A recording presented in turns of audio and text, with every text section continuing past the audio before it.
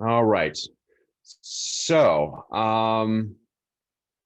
so today we're going to talk about, your book gets into self-esteem, and it gets into a variety of topics for this week, but moving along with the idea of development. We really look at a lot of factors as to what goes into development, right? We look at cognitive development, we look at social development, right? We look at biological growth. That's considered development too, because hormones are at play, especially growth hormones in certain stages of life, and even through puberty, right? So we look at all aspects of development.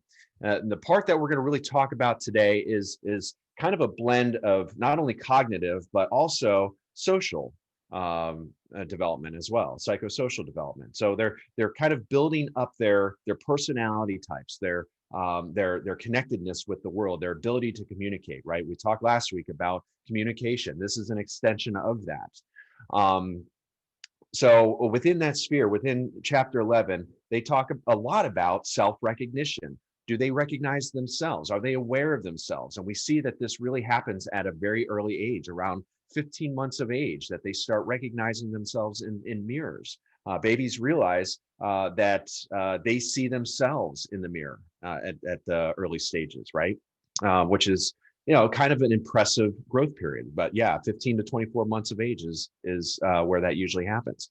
And then they start, a lot of it is just they're mirroring behaviors. They're learning how things work best for them, how to communicate. And then we see a really interesting transition, especially in adolescent, when that egocentrism kind of wanes a little bit and morphs into relationships with other people and better, more intricate interactions with their environment, right? So what they're doing is they're engaging in their search for identity.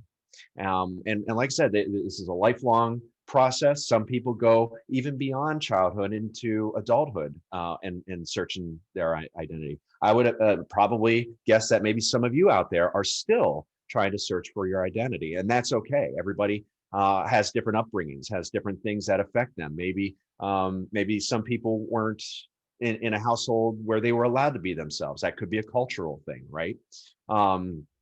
So anyway, it's really an ongoing cyclical process and self-evaluation. Okay, so and we're also going to talk about building of self-esteem and how that takes form. All right, so I'm going to share my screen with you so I can kind of go along and take notes as well. So bear with me.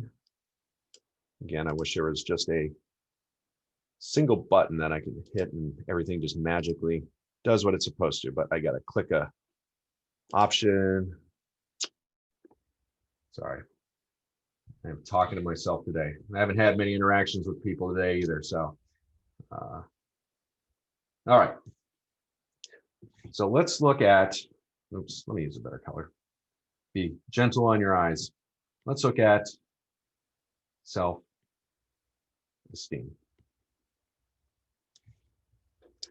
All right. There's some stuff around. All right. So oh,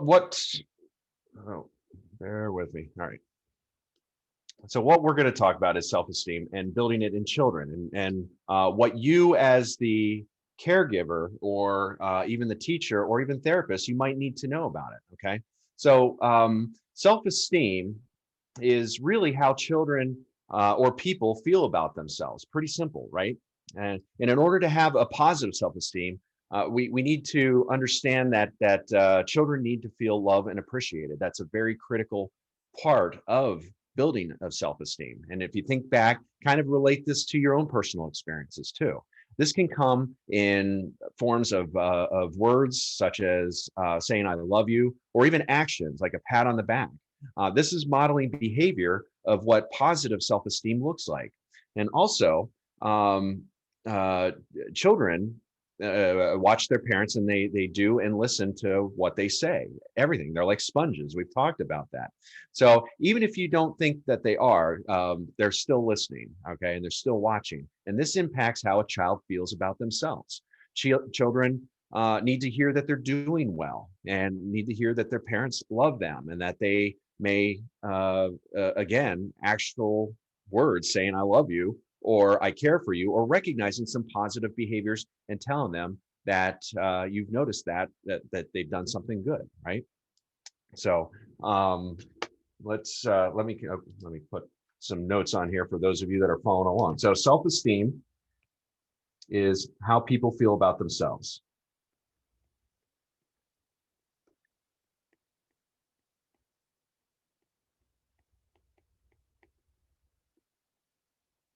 The self, right? Self-esteem, very, very important part of that. Children need appreciation.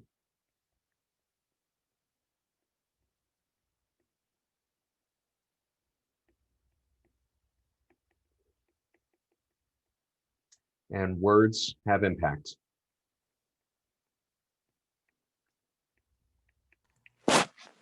Whether it's negative or positive, okay? All right, so within this, so you can see as a parent or a caregiver or anybody, any influence, any adult, it plays an important role on helping to develop a child's self-esteem. So think about that. Think about what your role would be. So staying in contact with your child being active in their life is going to go a long way in helping to develop that positive self-esteem or self-confidence, for that matter, in the child, right? Some things that children with good self-esteem do, they act independently. So that's important, okay? So let me start a new page here. So these are indications of good self-esteem.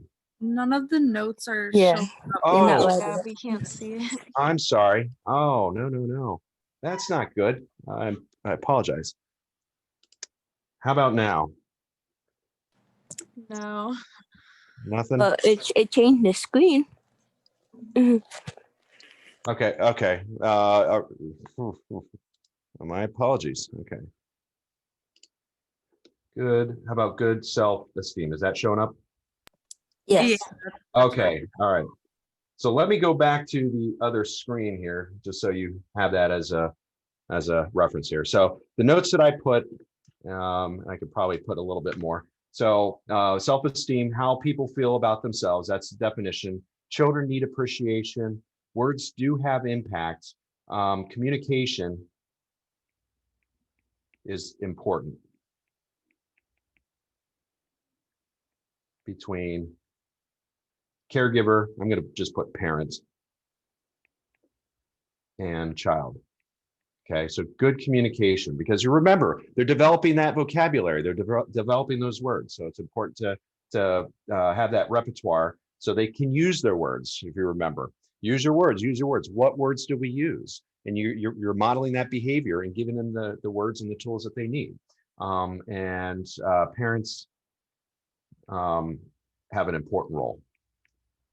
Not only parents, but teachers, and really any parental or adult influence in that child's life, they have important roles. Okay.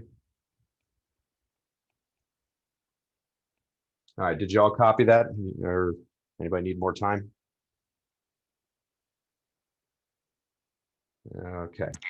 Yeah, all good. All right, all good to go. All right, so moving on. Excuse me. All right, so some things that children do that have good self-esteem, they act independently. Okay, so that's important. We want them to act independent.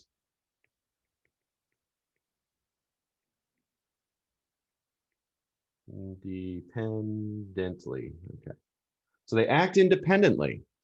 Children with good self-esteem, they'll try things on their own. They feel confident in going out on their own and attempting new tasks. They're excited about it, right? Children with good self-esteem, they also take responsibility for their actions. Also, another very important trait that we want them to have. They take responsibility.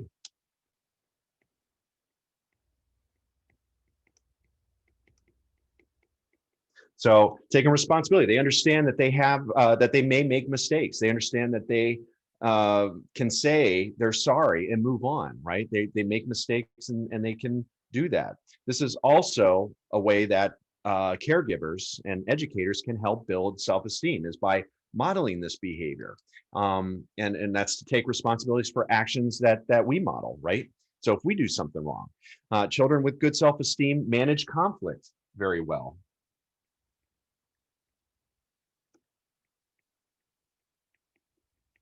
That's important, right?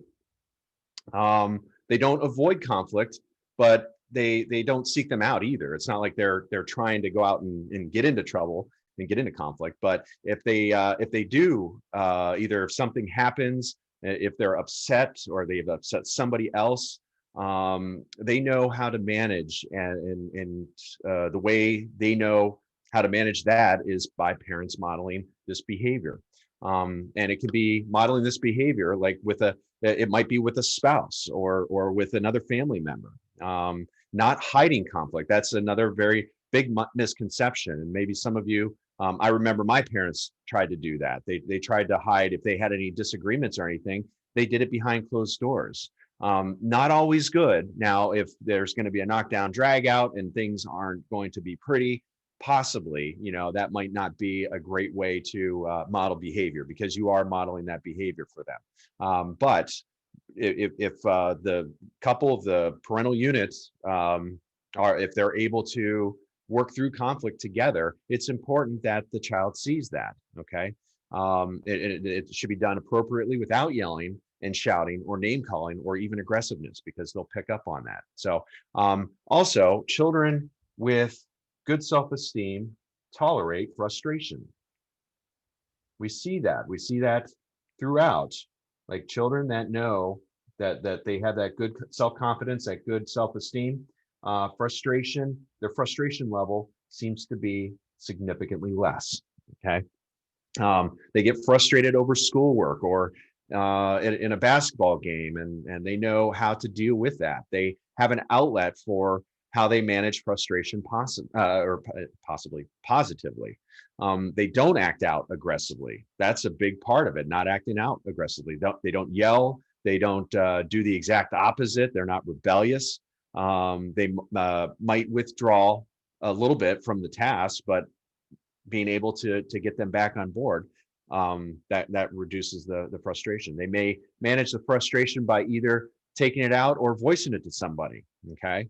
And there are a lot of opinions as to whether that's appropriate or not. And in my opinion, and I think in research it shows, being able, again, to use your words. And that kind of goes back to managing conflicts appropriately, right? Children with good self-esteem, they can also handle peer pressure. Why is that important? Why are we worried about handling peer pressure? Because, peer pressure isn't bad, is it? Peer pressure never got anybody into any kind of trouble, did it? Yeah. Yeah, maybe a little bit, right?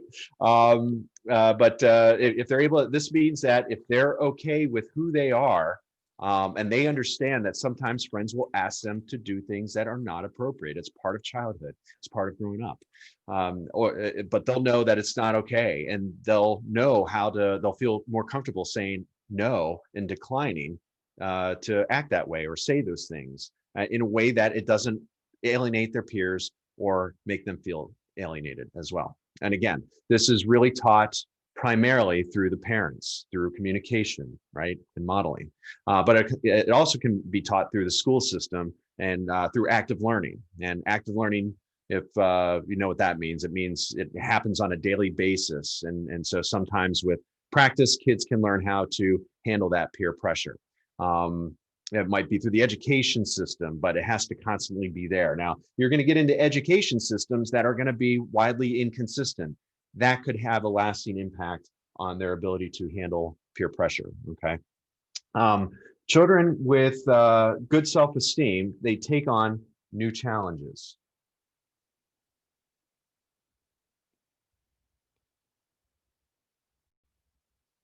Okay.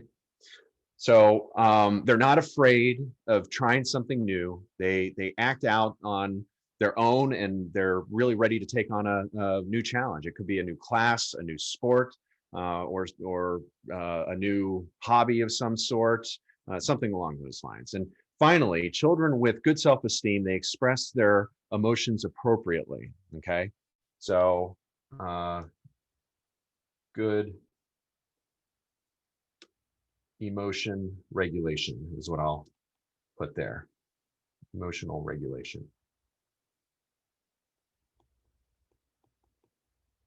That's important too, right? If they're happy, they express it. If they're sad, they know what to do with the sadness. If they get angry, they don't express it in a violent manner. All of these things that I've said repeatedly, they come from parental and adult modeling, okay, and even coaching. So it's not necessarily telling the child how to handle the situation, right? We're not looking at having them handle the situation, but modeling the behavior so that you can see that they're doing it in an appropriate manner, and then they learn how to do it. If you see the child is moving in a direction and not tolerating some of those things very well, then you can guide them, kind of re-vector them to do the right thing and help them build their positive self-esteem, right? So in some ways, the parents, they can do these things, or not only the parents, but any adult influence, and they can use positive statements. So what can we do to build good self-esteem? That's going to be our next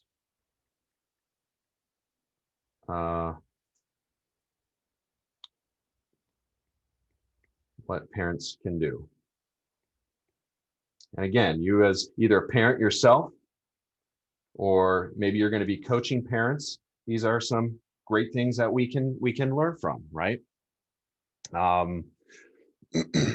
So one of the things we can do is use positive statements.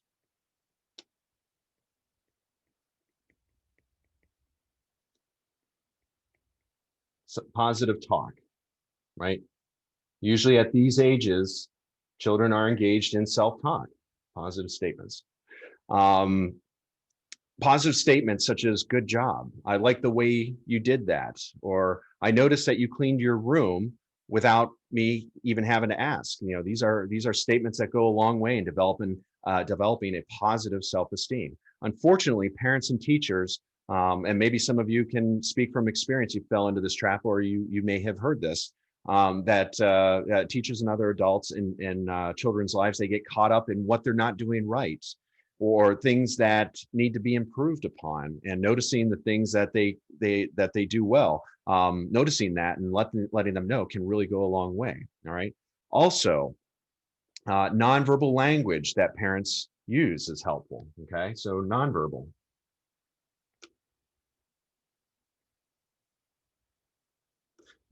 Now, when we're talking about nonverbal, what are we talking about? We're talking about like a wink or a nod or a pat on the back or even a smile, that you can show them that you're attending to what they're doing and that you notice that they did something well. And be generous with praise.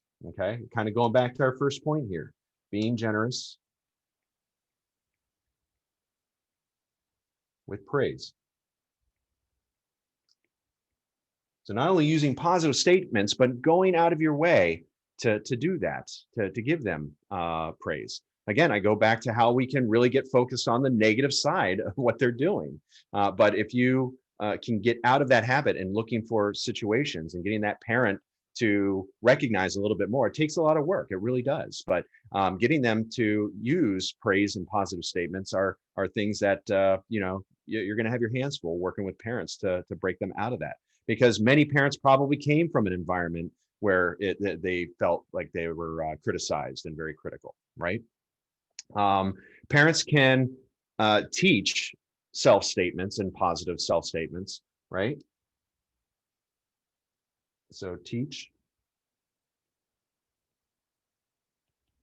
positive self-statements.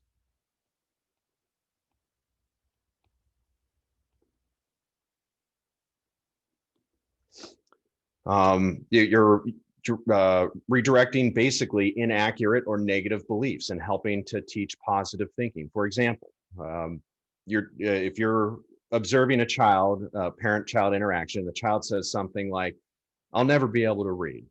Okay, you can redirect that and spin that around into a positive, and while acknowledging that, right? So you can say, "Yes, maybe sometimes reading is frustrating for you, but you can learn how to read, and you spin that so that they understand that you can acknowledge that it's difficult, but at the same time, you can get them to approach that with practice or with patience, okay?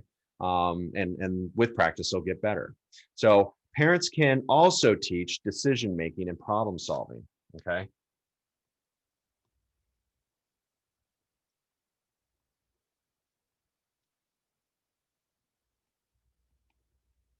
I'll just put problem solving for now. And they can do this by letting the children make their own decisions and taking responsibility for actions, okay? You're guiding them to build a positive self-esteem, not by solving the problem for them or managing it for them, or even making a point of telling them how they're not handling it in an appropriate manner. If you remember, if we tell the child to use their words, right? That's not enough. That's just telling them that they're using words incorrectly and you should be doing something different, but guiding them and giving them the tools that they need. And you're actually allowing them to be responsible and grown up, okay? And now they might make a mistake and it may not go the way they want or even the way that the parent wants, or as a therapist or an educator, the way that you want. But allowing them to make these decisions on their own, they're understanding and that they're able to do these things without parents. It, again, going back to independence, right? Without the parents and adults telling them how to do it or instructing them how to manage these behaviors.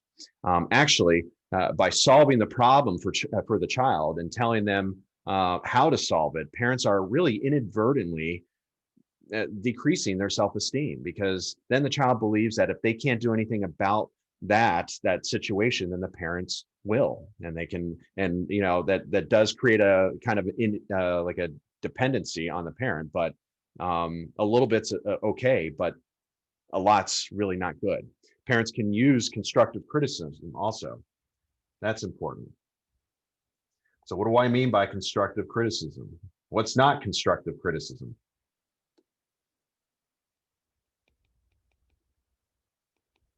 Like destructive criticism would be, you're wrong, you're doing something wrong, or laughing at them, or making jokes about it, making them feel less than. That's not constructive criticism.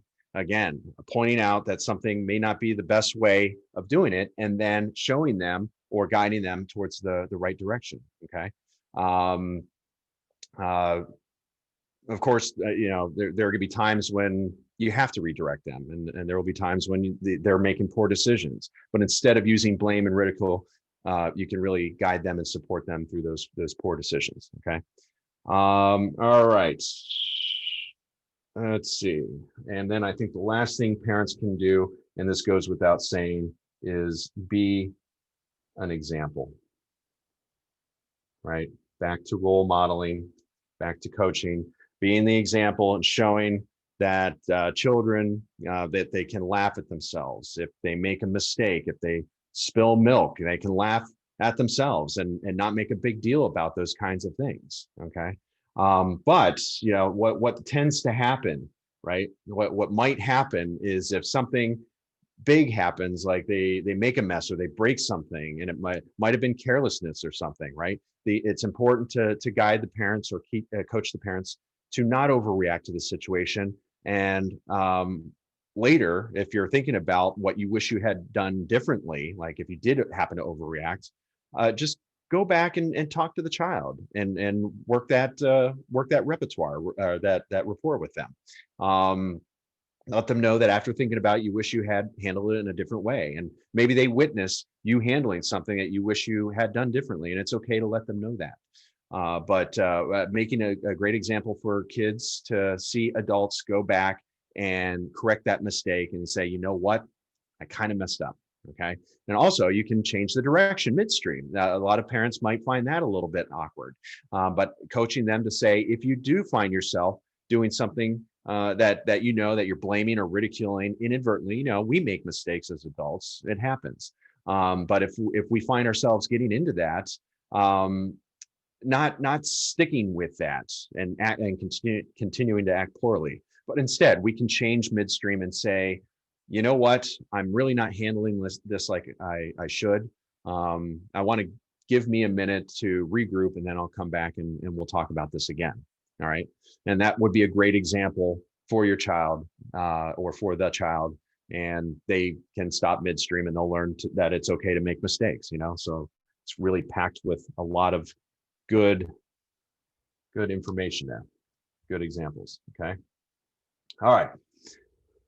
So let's those are ways that we can build self-esteem. Let's look at self-esteem pitfalls or stealers. Okay. I think your book calls them stealers. Self-esteem pitfalls. All right. So I'm going to go through this list here and just identify what would be some pitfalls. Like parents who focus on their child's weakness, not a good thing, right? I'm going to put don't focus on weakness. All right. Now this is really important because parents who give their child everything, this means this means that sometimes they have to deny children things that either due to consequence for any reason, or it just might be the answer is no. If you constantly give in to the child, they might think that they need things that they actually don't need, and that could decrease self-esteem. So not giving everything. Okay, it's an important one. All right, another self-esteem pitfall or stealer are parents who are afraid to set limits. So children actually crave and need structure, and within that they need limits. So they know the expectations of the parents or of the school system. So being afraid to set limits can actually decrease a child's self-esteem. So setting limits is important.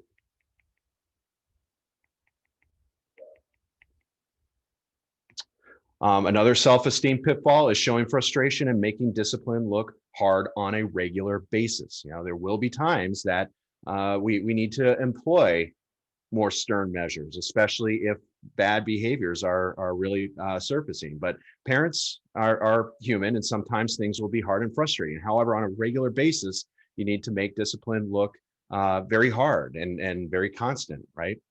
Instead of showing that frustration.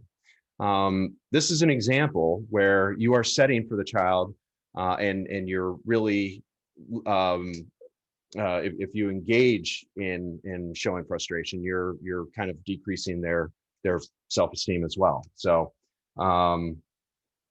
showing frustration and inconsistency. I think the important part there is inconsistency in parenting styles, right?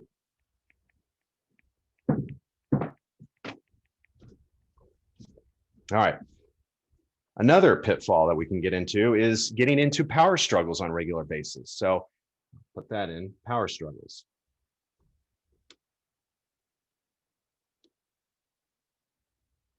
So if you notice that the child is in a constant power struggle with the parent, then it could be that in the household, it's unclear as to who's really in charge. So finding ways to not get into those power struggles, and that can increase the child's self-esteem. If you are, or the parent, if you're coaching the parents, if somebody's established as the boss, and they do hand out the limits and the consequences as needed, right?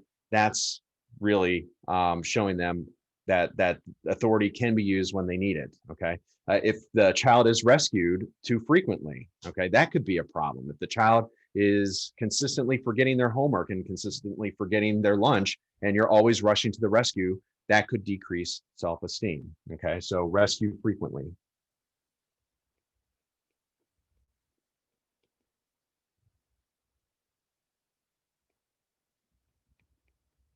I put 0 there because we don't want to do that. Sorry. All right.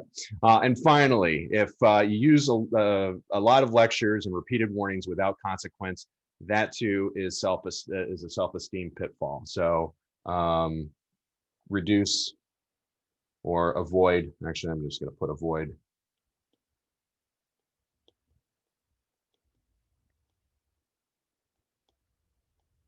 Avoid lectures. Okay. Because what happens there? And many of you are probably tuning out to what I'm saying right now, right? Because I'm lecturing. So parents that lecture, they'll find that children will tune them out a little bit more frequently then, okay? So we're gonna end this on a positive note, and we're going to talk about self-esteem builders.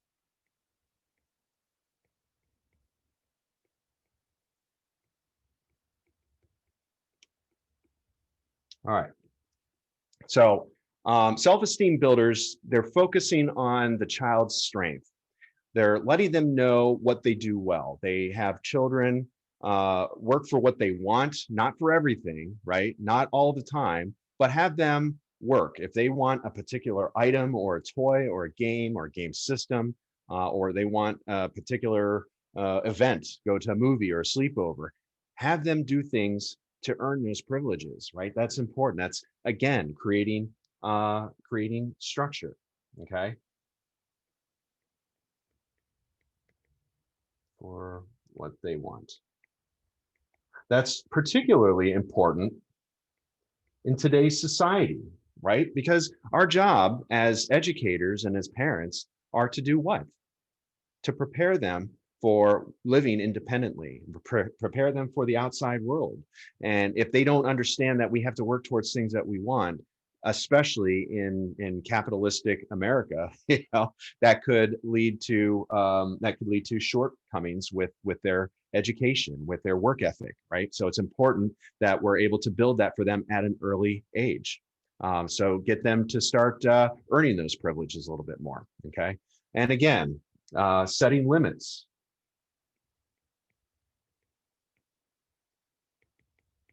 All right, setting limits and expect children to behave. What a great way to build their self-esteem is for them to know that they can meet your expectations. Now, I do want to put a caveat to this. A lot of parents, I see it a lot of times that maybe their expectations are really, really high. So if you encounter a parent that their expectation is their child is going to be president of the United States, you may want to have a conversation with them and just see if there's a way that they can manage their expectations a little bit. I know there are a lot of ideas as to how we should maybe set the bar high, and in some cases that might be appropriate if the child is meeting those expectations. However, if they're not, that could lead to disaster. Okay, so the important thing here is to guide children to own and solve their problems and conflicts that they create. They get into an argument with their friend, for example, guide and support them. Help them through solving whatever issue they're having there. Don't just tell them they need to do that, but give them the tools that they need to. So guide children, very important, underlying guide to solving problems. I underlined guide because we're not doing it for them, right? Because we don't want to do that. We want them to be independent. All right, and finally, avoid lectures and repeat. Avoid lectures. I put that on avoiding pitfalls, but I'm going to put that here as well because it's really important. Avoiding lectures and repeated warnings. Now, children stop listening once you start lecturing, right? So I'm not going to go into that. Another and actually, I'm not going to cover that now because that should go into parenting styles. But setting, again, when we're doing structures, making sure that we're consistent, making sure that we're fair.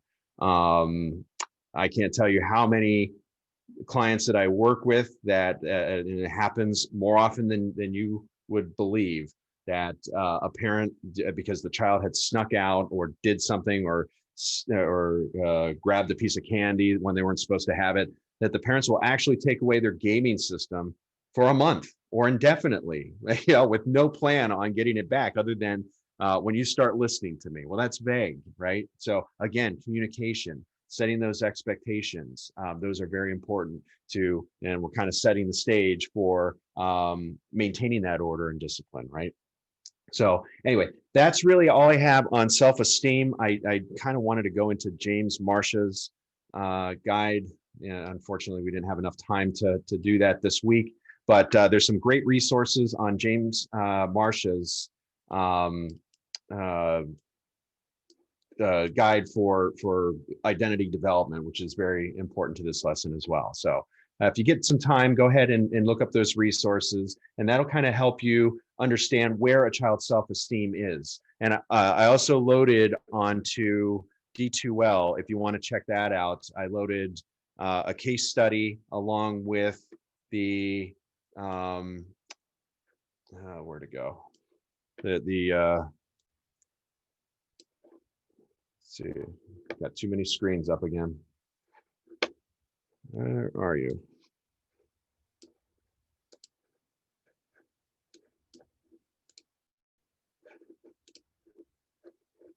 Oh, yeah, I'm not kidding. I got about 30 screens up here. But anyway, see, where is my internet browser?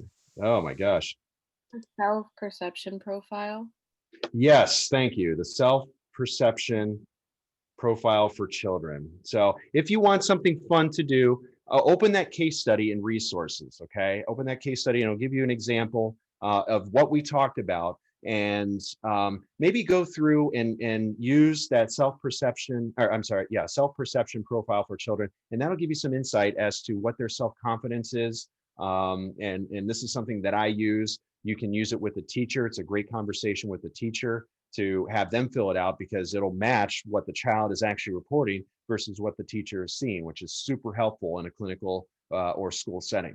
And then it gives you the scoring. Now, this takes a little bit of training, but I did put the scoring chart on there for you as well, if you want to go ahead and try and figure that out. And again, I apologize. I wish I had more time to kind of walk you through that. But anyway, any questions before we move on today?